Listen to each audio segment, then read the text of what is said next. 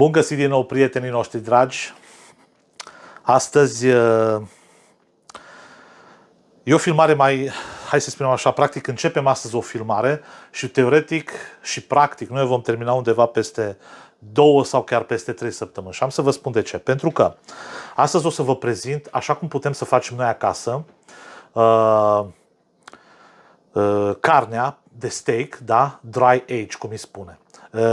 În traducere, hai să spunem așa, grosomodo, ce înseamnă.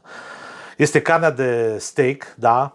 Care va fi practic uscată, da? Va sta și se va usca, practic va elimina multă parte din apă și credeți-mă că practic este ceea ce trebuie. Pentru aceasta, bineînțeles, trebuie o bucată sănătoasă de carne, și cea mai bună carne de steak de vită, știm că, apropo, ne referim doar aici la steak-ul de vită, într-adevăr, este ce altceva decât ribeye steak-ul. Așa, eu am, după cum vedeți în imaginea care ne vedeți aici, eu am o bucată bună, o bucată chiar foarte bună. O am aici în pounds, vă spun în pounds, deci este undeva la 16,80 de pounds. Aia cred că vine undeva la, bucata asta cred că are în jur de 7 kg, cam așa ceva, poate mai bine, adică chiar mai bine de 7 kg, așa. Am luat-o într-adevăr de la un magazin care vinde cantități mai mari și așa mai departe pentru restaurante, pentru că și prețul era mai bun. Într-adevăr, este la 10,99 pe pound am luat-o, într-adevăr, este și bucata foarte mare, e adevărat. Este fără os, după cum se poate vedea, deci aici sunt striurile acestea care lipsesc osul și toată această filmare, v-am spus, noi începem astăzi, o vom termina undeva la 2 sau 3 săptămâni. 2 săptămâni știu sigur că vom putea să o lăsăm. 3 săptămâni nu știu să vă spun dacă vom putea lăsa, pentru că, într-adevăr, această bucată la restaurantele care se respectă și așa mai departe, sau cine vrea să facă chiar și acasă, asta este un compromis, să-l faci și îl pui în frigider. Dacă ai vrea să nu-l pui în frigider, să faci ceva mai profesionist un pic, ar trebui să avem un frigider micuț. Bănuiesc că este și în România, aici în America se practică la foarte multe case care, bineînțeles, cei care consumă alcool și în special vin, au frigidere micuț de vin, care poți regla temperatura și automat tu poți să faci toată chestiunea aceasta. Eu am încercat, vă spun foarte sincer, eu am mai încercat la frigider, dar nu m-am dus mai mult de 2 săptămâni. Din cauza aceasta v-am spus că pot să vă spun sigur, 2 săptămâni 100% va ieși. E adevărat, toată carnea asta ce o vedeți dumneavoastră. Acum o să vedem dacă o tăiem în 2 sau o lăsăm întreagă, pentru a putea intra mai ușor la frigider, să spunem așa, sau să o pot să o las să văd cum arată și la 2 săptămâni și la 3 săptămâni. S-ar putea să o tau în 2 și să o lăsăm așa cum este, deci în 2 bucăți, sau să o lăsăm toată întreagă. Vom vedea. Avem vreme. Așa. Acum, haideți să vă spun ce fac. Primul lucru, sunt lucruri simple. Ce vom face?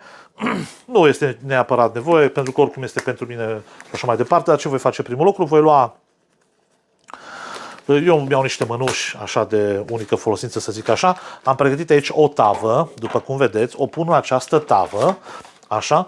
Voi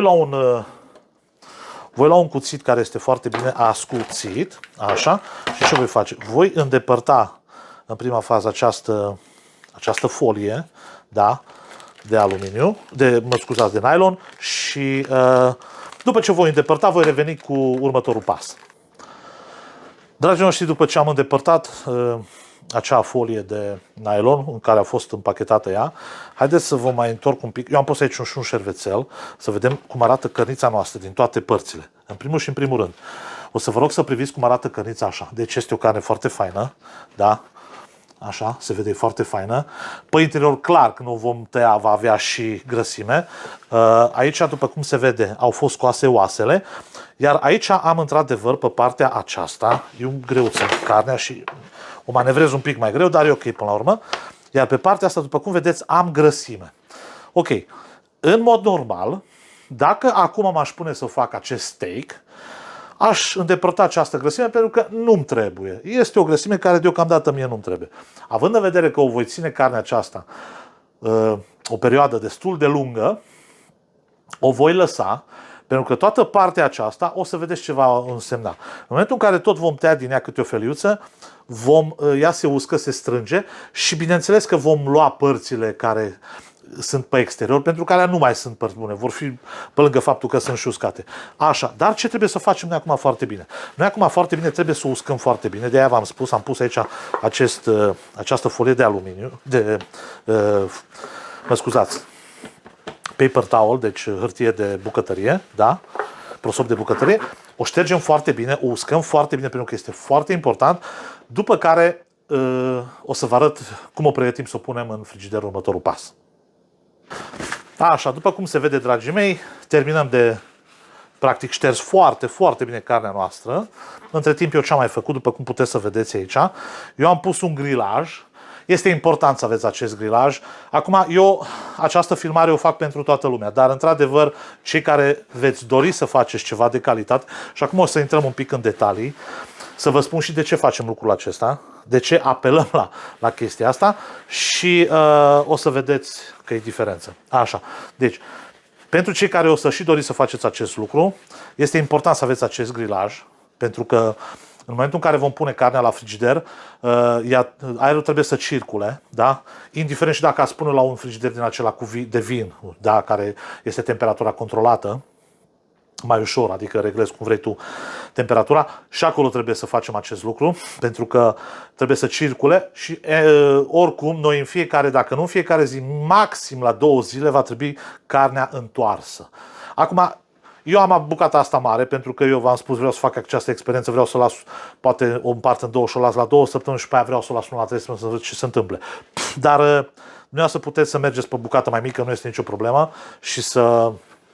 Adică jumate din cât am eu acum, undeva poate la 3 kg e suficient, 3 kg jumate și credeți-mă că este super suficient. Vedeți că în continuare eu șterg toată această chestiune. Nu mă interesează să tau nimic de pe ea, absolut nimic nu mă interesează să tau, pentru că știu că toată partea asta de exterior se va strânge și știu că eu o voi decupa, o voi tăia la momentul respectiv când voi folosi steak-ul. Bun. Și acum, dragii mei, pentru că prima parte a filmării se va încheia imediat, după ce vă spun câteva lucruri. De ce facem chestia asta? Am avut ocazia, cei care ne urmăriți constant, când am avut români în California și așa mai departe, anul trecut, în 2023, am fost în Vegas. Așa. Și în 2022, mă scuzați. Am fost în Vegas și ne-am petrecut acolo o parte din vacanță, în fine. La un moment dat, acolo este și un... cum să vă spun, sunt plin de restaurante, e frumos acolo, de la scumpe la foarte ieftine și așa mai departe. Și la un moment dat tot auzeam și eu dry age, este foarte bun, așa mai departe, dar sunt prețuri mari. Ne-am dus la Gordon Ramsay, la unul dintre restaurantele lui, un steakhouse, da? Am fost acolo cu Vlad, aveți filmarea, puteți să o vedeți oricând, poate vă și lăsăm în descriere dacă așa să vă uitați la ea. Și acolo am mâncat într-adevăr un steak dry age, a costat într-adevăr $100. Ok, la restaurante asta este. Acasă ți iasă mult mai ieftin. Diferența între un steak normal, ai luat carnea acum, chiar dacă este tăiată vita de câteva zile și așa mai departe, și una ținută, acolo a fost ținută 40 de zile. 28-40 de zile. Credeți-mă, wow, ți se topea în gură. Nu trebuie să fii un expert în a găti un steak în momentul în care ai o carne. Pentru că în primul și în primul rând, dragii mei, vreau să știți un singur lucru. Cei care facem YouTube cu bucătăreală și așa mai departe, avem fiecare skill-urile noastre, avem fiecare cunoștințele noastre, da? Dar vreau să vă spun un lucru. Dacă materia primă nu te ajută, nu faci nimica. Nu faci nimica, vă spun sincer, nu faci nimica. Deci, în primul rând, trebuie să fie ceva de calitate. De la începând, când am spus-o și o spun de atâtea ori, când am făcut și rețetele de cârnați sau de orice altceva, da? Sau de mititei. Dacă nu alegi carne de calitate, nu faci absolut nimic, dragii mei. Deci, asta este. Și atunci, credeți-mă, am mai făcut de câteva ori acasă, am luat bucăți adevărat mai mici, am pus în frigider, am ținut până la 11 zile, am ținut după aia 2 săptămâni, v-am spus și așa mai departe, și wow, am văzut diferența. Și am zis, merită să te sacrifici, să faci, dacă îți place un steak, vrei să mănânci câteodată un steak de calitate. Din păcate, într-adevăr, nu poți să iei bucată foarte mică, adică să iei o felie soții, pentru că se uscă prea tare și nu merge. De aia trebuie să iei bucata mai mare. Motivul pentru care și este scump în restaurante, ăsta este motivul. Pentru că vă dați seama, eu bucata asta care vedeți acum dumneavoastră, o să o vedeți la sfârșit, chiar dacă eu tau carnea în două. Chiar dacă o tau în două. Deci gândiți-vă că o să se reducă foarte tare se va reduce, pentru că asta este, dar va fi ceva de calitate. Deocamdată asta este prima parte a filmării. dumneavoastră imediat. Noi zicem că ne vom vedea după vreo 2 săptămâni bune. Ne revedem. Dragii noștri, după cum v-am povestit inițial în filmare, deci am tăiat totuși bucata în două și am lăsat-o 18 zile. Așa arată bucata noastră după 18 zile. Ceea ce v-am spus, ea era mai mare un pic. Într-adevăr, vedeți cât a stat la maturat, să-i spunem așa. E adevărat, este o maturare, așa cum am spus, mai un pic mai amatoristică, să-i spunem așa. N-am vrut să mă duc mai mult pentru că, n-am vrut ca să stric bucata aceasta de carne. Probabil se poate merge, dar ce am vrut să scot în evidență este faptul, calitatea cărnii, ceea ce poți să faci dacă o lași la uscat. În fine, tăiem marginea, așa cum v-am spus, și voi pregăti o felie pentru că vreau să vă arăt cum va arăta. Acea bucată, da, este de sacrificiu, se aruncă. Așa arată, vedeți, în interior bucata de carne. Nu am tăiat totul încă, mai avem de tăiat și vă rog să urmăriți imaginile și veți vedea despre ce este vorba. Eu am tăiat aici o bucată așa cum se taie, de grosuță, pentru a face friptura noastră, steak-ul nostru. Așa. Se taie deja, se simte clar că atunci când se taie, și am un cuțit foarte, foarte bun, dar se taie un pic mai greu pentru că carnea este deja un pic mult mai strânsă, este mai tare un pic, plus că a stat la maturat. Aceasta este bucata noastră. Ce voi face acum? Vedeți acea bucată de grăsime de care vă spusesem inițial? Aceea o voi îndepărta pentru că nu am nevoie de acea bucată de grăsime. Ea m-a ajutat foarte mult în acest timp și voi lua fiecare, să zicem așa, extremitate a bucății noastre de steak și vom îndepărta acele margini, pentru că este partea uscată și este partea care a stat la exterior, a fost oxidată, a fost prinsă cu aer și nu am nevoie de așa ceva. O voi îndepărta cât mai bine posibil. E adevărat, încerc să nu tau foarte, foarte mult din bucata de carne pentru că oricum ea a scăzut. Așa se procedează la toate marile restaurante care fac așa ceva. De aceea, așa cum v-am spus, se plătește un preț mai mare, pentru că într-adevăr scade mult. Și asta este bucata de steak care practic rămâne. Acum vă vom pregăti această bucată, să vedeți, practic se pregătește în același mod în care am pregătit de fiecare dată steak-ul de vită, dar vom face o să vă arăt o mică doar diferență. Da. Arată bine carnea, se vede clar, culoarea aia s-a schimbat total, se vede că nu mai are culoarea unei cărni proaspătă, ieșită, pentru că ea s-a strâns și într-adevăr a scăzut apa din ea. Așa. Acea bucată de grăsime de care v-am spus, nu am aruncat-o. Ce voi face? O voi tăia bucățele și o voi face cubulețe, să spunem așa, și o voi pune în tigaie și o voi face un fel de, hai să spunem așa, un pic de jumări din ele, dacă pot să mă exprim așa, jumări din grăsime de vită. Eu nu am nevoie de acele jumări, într-adevăr, eu am nevoie de, o să vedeți de ce am nevoie, de uleiul din ele. Între timp ce facem? Ungem puțin, pentru că este deja uscată bine cărnița noastră, bucata noastră de steak, cu un pic de ulei de măsline, se vede clar, este fermă. Este scoasă oricum la temperatura camerei, dar este mult mai fermă decât o carne normală care ți se mișcă în mână. Deci se vede clar maturarea. Sare grunjoasă, după gust, mă repet, fiecare pune după gust. Nu vă luați după mine, pentru că am avut un urmăritor care m-a criticat că și-a distrus bucata de carne că m-a urmărit pe mine. Faceți după gust. Eu pun după gustul meu, dumneavoastră faceți după gustul dumneavoastră. Așa. Punem sare. De ce am pus uleiul acela? Pentru a putea să intre condimentele cât mai bine în bucata noastră de carne. Piper, tot așa după gust, fiecare face și pune după gust, nu este nici o problemă. Așa. Și o lăsăm puțin să stea cărnița noastră, câteva minute, nu trebuie să stea mult. Între timp, așa cum v-am spus, bucățile acelea de grăsime de vită, le punem într-o tigaie și le lăsăm să se prăjească puțin. Facem din ele jumăruțe, cum v-am spus, nu am nevoie de ele, nu le mănânc ca jumări, doar îmi trebuie acel ulei, da?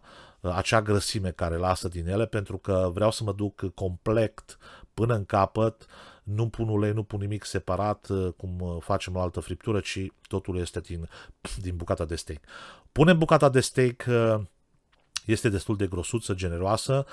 Eu vă spun cum am pus această bucată, am pus-o undeva la 2 minute jumate pe o parte, am întors-o din nou, da? Vedeți ce frumos s-a rumenit și este foarte crispy, foarte crocantă pe partea care s-a rumenit.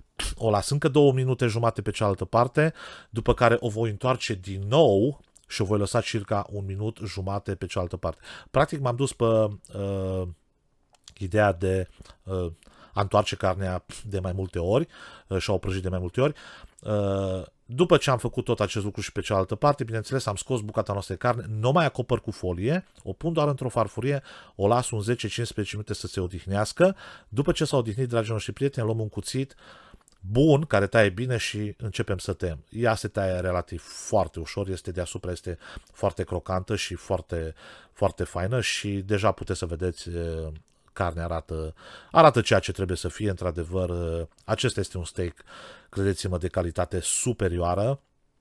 E adevărat, așa cum am spus, trebuie să ne ajute și carnea, dar în ciuda faptului ce v-am spus, că carnea este, e adevărat, factorul principal, credeți-mă, orice tip de carne veți folosi în acest proces, va ieși absolut cel mai bun din carne, pentru că procesul în sine, după ce s-a uscat de apă cât mai mult, da, asta este bucata noastră de carne. Urmează degustarea și aceasta a fost bucata.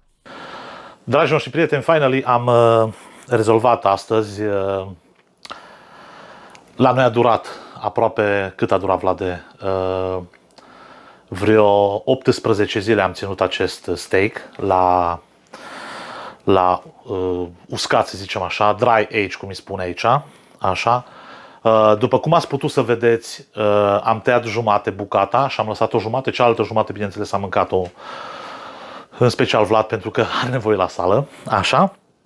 După 18 zile, ați văzut cum arată, am prăjit-o, ați văzut cum am prăjit-o și acum haideți să facem și degustare ca să putem încheia.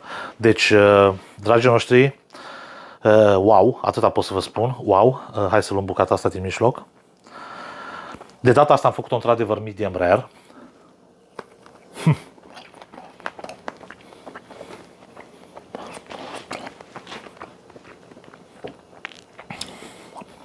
Practic se topește în gură, nu exagerez.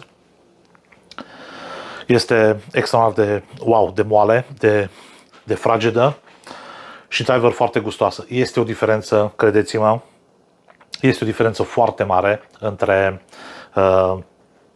un steak, să zic așa, proaspăt, tăiată vita, nu știu, 3-4 zile și una să stea și asta în 18 zile. Gândiți-vă că la marile restaurante unde dai peste 100-100 și ceva de dolari pe o bucată de steak, stau și 28, stau și 30 ceva de zile. Da, merită, într-adevăr, putem să spunem că și s-a pierdut mult din ea, pentru că și datorită faptului când ea s-a uscat, s-a pierdut, plus când am tăiat marginile și așa mai departe, undeva este normal, dar de asta are un preț acest steak dry age, cum îi spune. Din cauza asta se plătește mai scump, pentru că într-adevăr este pierdere multă de carne. Da, diferența este enormă și vă spun sincer, n-am luat o carne, cea mai superioară carne, n-am luat nici cea mai de proastă calitate carne, am luat o carne medie, să zic așa, de vită. Dar este diferență enormă. Cu cât este în calitate carnea, este și mai gustoasă, și mai gustoasă, și mai gustoasă. Da, a fost un experiment pentru dumneavoastră, am vrut să vă arăt, am vrut să, cei care doriți și puteți să faceți încercarea aceasta, puteți să o încercați, sau dacă nu doriți să o încercați acasă neapărat, puteți să încercați odată în viață, merită să mergi la un restaurant de genul acesta și să mănânci așa ceva. Cei care, noi am experimentat practic, cei care ne urmăriți constant, poate știți, când am fost la Vegas în vacanță, deci acolo am experimentat cu Vlad când am fost acum 2 ani de zile, când am fost la unul dintre restaurantele lui Gordon Ramsay și acolo am mâncat, era Vlad de cred că la 28 de zile sau la 40, nu mai rețin exact acum. 28 de zile, da, 28 de zile cred că era. Și am plătit un pic peste $100 pe o bucată. Poate că era puțin mai mare ca așa asta, dar era cost. Deci nu știu dacă era mai mare, în fine. Dar într-adevăr s-a simțit diferența, practic ți se topește în gură. Da, același lucru este. Dragii noștri prieteni, nu mai lungesc, asta a fost filmarea de astăzi. Sper că v-a plăcut și nu uitați de un like, de un share la cunoscuți, la prieteni, pe rețelele dumneavoastră de socializare și dacă sunteți pentru prima oară, acolo jos o să aveți butonul acela roșu. Apăsați pe el, subscribe. Nu vă costă nimic, este gratis. Da, să ne vedem cu bine pe data viitoare. La revedere!